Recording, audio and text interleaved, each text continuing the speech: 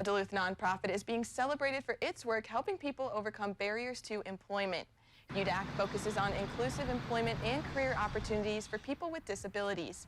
Today, they received a Best Practices Award from a nationwide organization. UDAC recently used grant money to develop a new personal growth model. The program trains and educates clients to explore careers they are interested in pursuing.